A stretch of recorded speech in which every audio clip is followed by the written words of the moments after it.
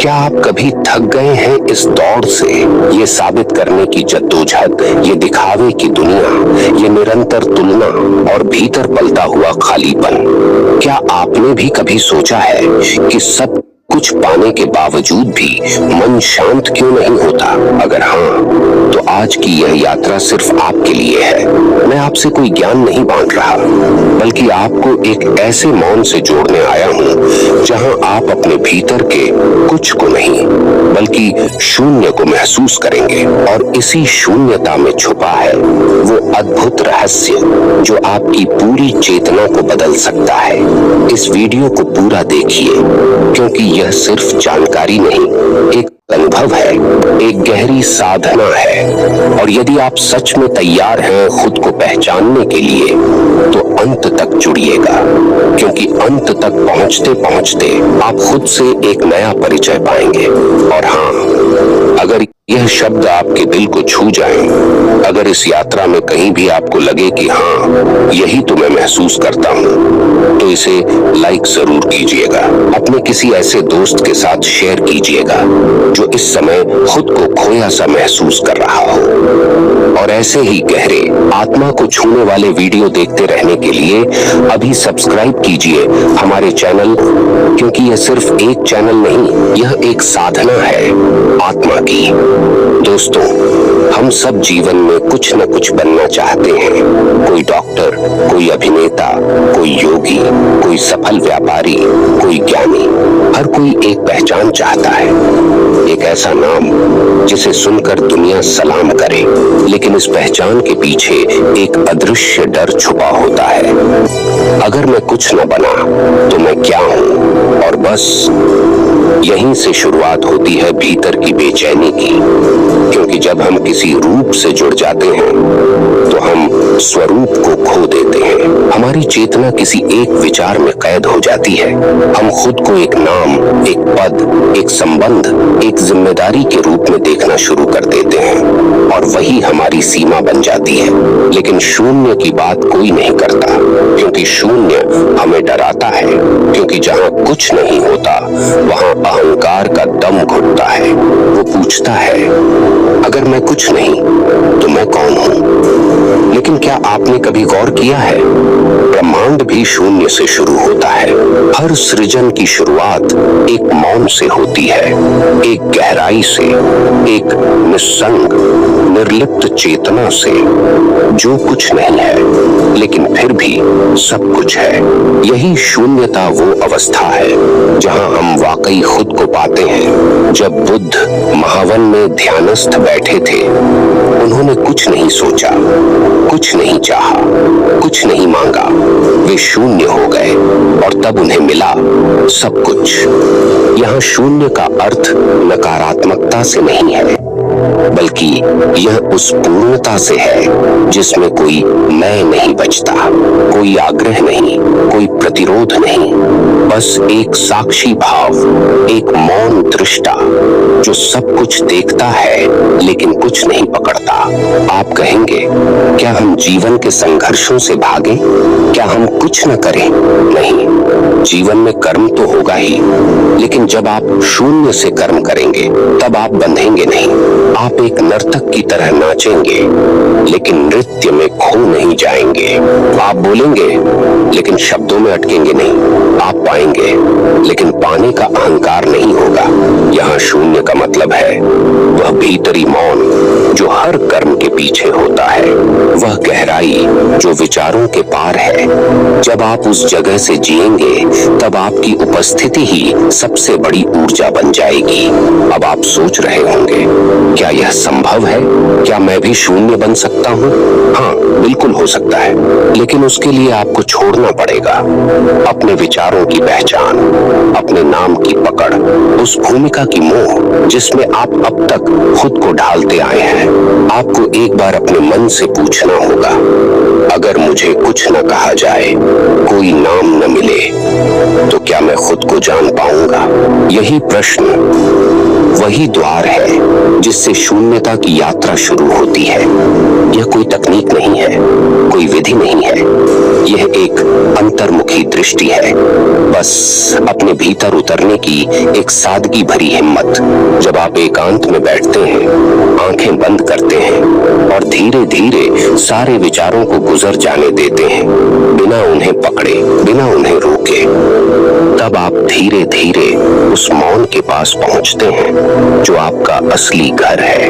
और वहां आपको न कुछ करना होता है, न कुछ बनना होता है, वहां केवल होना होता है। और यही होना, वही बीइंग सबसे बड़ी शक्ति है। यही वह जगह है जहां ब्रह्मांड आपकी ओर मुड़कर देखता है, जहां आपको कुछ मांगने की जरूरत नहीं पड़ती है, चीजें अपने आप खींचने लगती हैं, क्योंकि जब आप कुछ नहीं होते तभी आप सब कुछ बन जाते हैं। इसीलिए कहा गया, शून्य बनो, सब कुछ पालोगे। यह कोई कविता नहीं, यह ब्रह्मांड का नियम है। जैसे नदी समुद्र में मिलकर अपनी पहचान खो देती है, लेकिन उसी मिलन में वो अमर हो जाती है, वैसे ही जब आप अपने सीमित स्व को छोड़ते हैं, आप अनंत में समा जाते हैं। और उस अवस्था में जीवन आपको वह सब कुछ देना शुरू करता है जिसकी आप कभी कामना करते थे, लेकिन अब आप उसमें अटकते नहीं, क्योंकि अब आप केवल पाने वाले नहीं, बल्कि साक्षी हैं, दाता हैं, स्रोत हैं। आप सोच सकते हैं, लेकिन इस दुनिया में रहकर जहां हर तरफ अपेक्षाएं हैं, जिम्मेदारियां हैं, लोग मुझे एक रूप में देखना चाहते हैं, वहां शून्य कैसे बनूं? हाँ, यह सवाल स्वाभाविक है, क्योंकि हम एक ऐसी दुनिया में जी रहे हैं जहां तू क्या करता है, ये ही सबसे पहला प्रश्न बन चुका है। लेकिन शायद इसी में सबसे बड़ा रहस्य छिपा है। देखिए, शून्य बनने का मतलब यह नहीं कि आप दुनिया से भाग जाएं या फिर किसी पहाड़ पर जाकर बैठ जाएं। शून्य बनना यानी भीतर से स्वतंत्र हो जाना, जहां आप कर्म करें लेकिन कर्म आपको न बांधे, जहां आप भूमिका निभाएं लेकिन पहचान में न अटके, जहां आप रिश्तों में रहें लेकिन स्वत्व को न खोएं। यह शून्यता एक अद्भुत अवस्था है जहां आप दुनिया के रंगमंच पर अभिनय तो करते हैं, लेकिन भीतर एक गहरा मौन बना रहता है। जैसे राम एक राजा थे, कृष्ण एक सारथी भी बने और गीता का उपदेशक भी, लेकिन दोनों ही भीतर से एक महान शून्य की झलक थे, जिन्होंने सब कुछ किया लेकिन कभी बंधे नहीं। और जब आप बंधते नहीं तो आपको खोने का डर भी नहीं होता, और जब खोने का डर नहीं, तब आपके भीतर से ऐसी ऊर्जा निकलती है जो पूरे ब्रह्मांड को आकर्षित करती है। आपने लॉ ऑफ अट्रैक्शन के बारे में सुना होगा कि जो आप सोचते हो वही आप पाते हो, लेकिन क्या आपने महसूस किया है कि जब आप किसी चीज को बहुत ज्यादा चाहते हैं तब वह और दूर जाती है? क्यों? क्योंकि उस चाह में एक कमी छुपी होती है, एक कमी का कंपन, वाइब्रेशन, और ब्रह्मांड उसी कंपन को पकड़ता है। लेकिन जब आप शून्य हो जाते हैं, जब आप भीतर से पूर्ण हो जाते हैं, तब आप कुछ मांगते नहीं, फिर भी सब कुछ मिलने लगता है, क्योंकि अब आपके भीतर कोई अभाव नहीं है, केवल उपस्थित चेतना है। अब आप सोचेंगे, क्या यह आसान है? नहीं, ये सरल है, लेकिन आसान नहीं, क्योंकि सबसे मुश्किल होता है छोड़ना। हम छोड़ नहीं पाते अपना दर्द, अपनी पहचान, अपने पुराने अनुभव, अपनी बनाई हुई छवि। लेकिन क्या आपने कभी उस पक्षी को देखा है जो उड़ने से पहले अपने घोंसले को छोड़ता है? वह जानता है, अगर मैं सुरक्षित रहूंगा तो उड़ नहीं पाऊंगा। ठीक वैसे ही अगर आप भीतर के पुराने विचारों के घोंसले में अटके रहेंगे तो चेतना कभी उड़ नहीं पाएगी। आपको हर उस चीज को छोड़ना होगा जो अब आपके विकास में बाधा बन रही है, चाहे वह आपकी सोच हो, रिश्ते हो, अहंकार हो, या फिर वो डर जो कहता है अगर मैं कुछ न रहा तो क्या रहूंगा।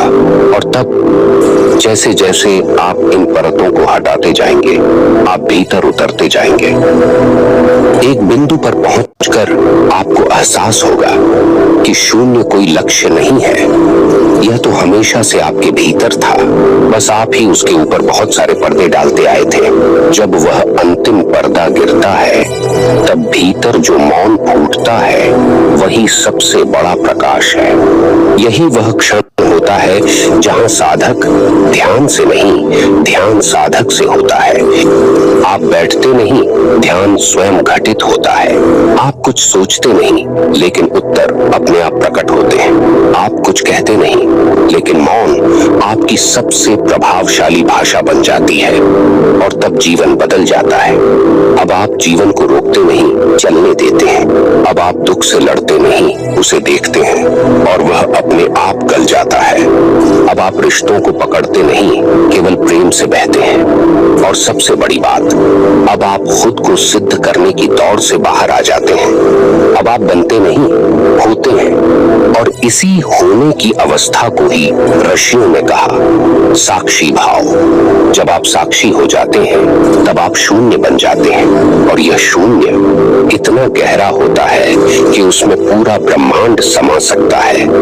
आप अब कुछ नहीं होते, लेकिन सब कुछ आपसे होकर बहता है। आप एक माध्यम बन जाते हैं, एक पात्र जो खाली है, लेकिन ब्रह्मांड उसे भरता है।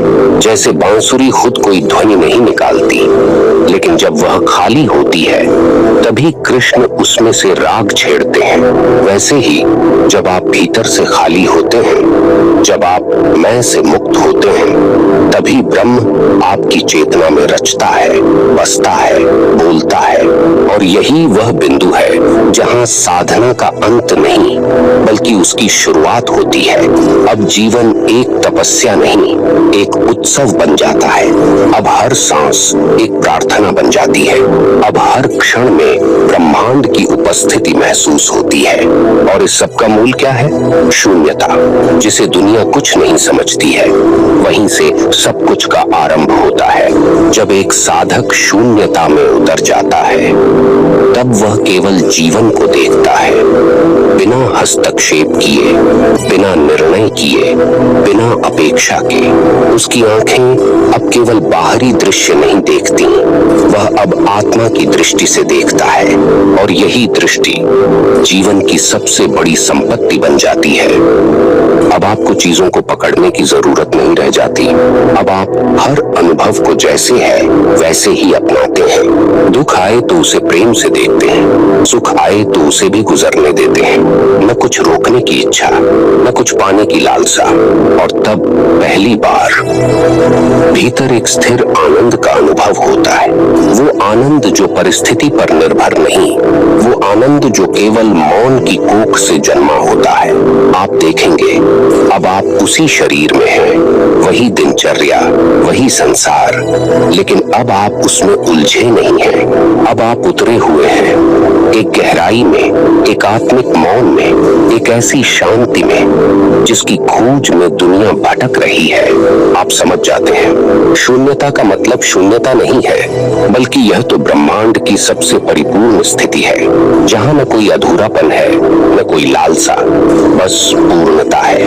और जब कोई मनुष्य इस पूर्णता को जीता है तब वह ब्रह्मांड के सबसे शक्तिशाली नियम से जुड़ जाता है। जो खाली होता है वही भरा जाता है। जब आप भीतर से खाली होते हैं तब ईश्वर, ब्रह्म, सृष्टि, ऊर्जा, जो भी आप नाम दें, वह आपके भीतर उतरती है।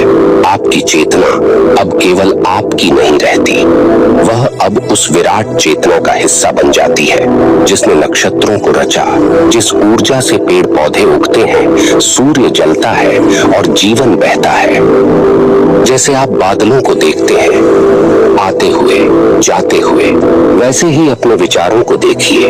आप पाएंगे जैसे जैसे आप सिर्फ साक्षी बनते जाएंगे, वैसे वैसे विचार शांत होते जाएंगे और उनके पीछे से एक नई आभा प्रकट होगी। वह शुद्ध चेतना जो पहले से ही आप है, कोई नया बनना नहीं है, बस जो आप नहीं है उसे गिराना है।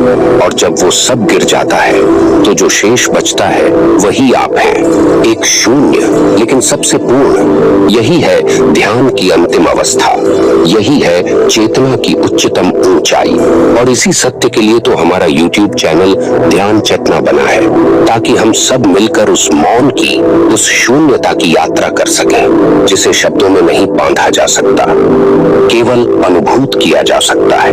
तो अगर आपने इस यात्रा की थोड़ी भी झलक महसूस की हो, अगर आपके भीतर भी कोई दीपक जला हो, तो इस ज्ञान को केवल अपने तक न रखिए, इसे किसी ऐसे तक पहुंचाइए जो इस प्रकाश की राह पर है, क्योंकि जब एक आत्मा जागती है तो उसके साथ कई और आत्माएं भी जागने लगती हैं। इसलिए इस वीडियो को लाइक जरूर करें, अपने अनुभव कमेंट में साझा करें और शेयर करें उन सभी के साथ जो खोज में हैं।